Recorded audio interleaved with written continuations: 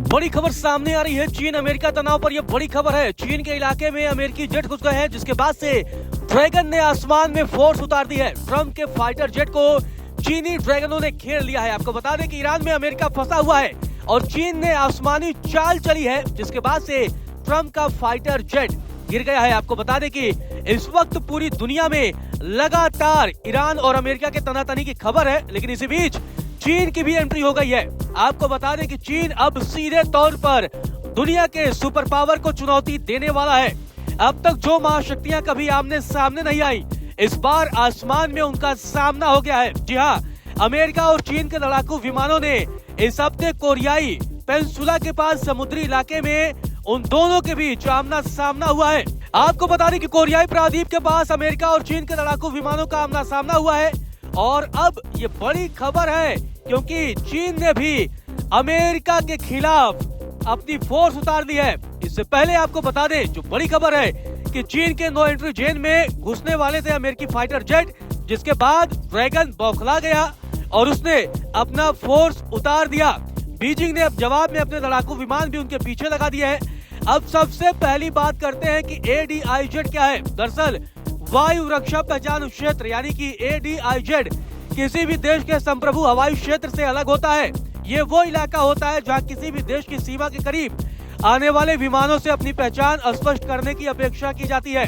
चीन और अमेरिका के विमानों का आमना सामना हुआ तो चीन के समर्थित अखबार ग्लोबल टाइम्स ने भी खबर लिखी है और कहा कि अज्ञात सूत्रों के हवाले से PLA ने कानूनों और नियमों के अनुसार पूरी प्रक्रिया के दौरान गतिविधियों की निगरानी और प्रभावी ढंग से प्रक्रिया देने के लिए अपनी नौसेना और वायुसेना को तैनात किया था।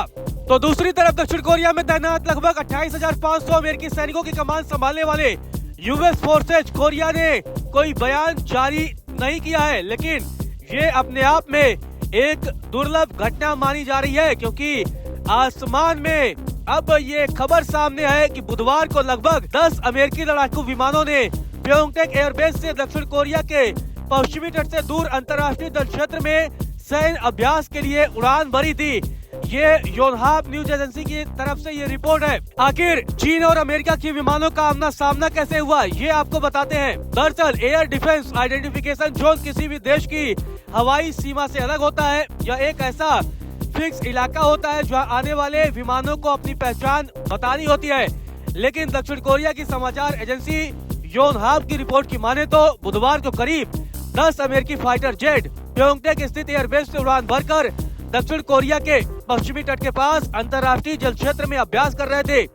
अमेरिकी विमान चीन के एयर डिफेंस आइडेंटिफिकेशन जोन में दाखिल नहीं हुए थे, लेकिन जैसे ही उस इलाके के करीब पहुंचे, चीन ने भी अपने लड़ाकू विमान भेज दिए हैं। इस पूरे मामले पर दक्षिण कोरिया के रक्षा मंत्रालय ने बयान जारी किया है और कहा कि अमेरिकी बल और उसकी सेना मिलकर मजबूत रक्षा व्यवस्था बनाए हुए है। रिपोर्ट के मुताबिक इस अभ्यास में दक्षिण कोरिया की सेना शामिल नहीं थी और उसे उड़ान के बारे में पहले से पूरी जानकारी नहीं थी। गौरतलब है, चीन ने हाल ही के सालों में इंडो पैसिफिक इलाके में अपनी सैन्य गतिविधियां बढ़ाई है।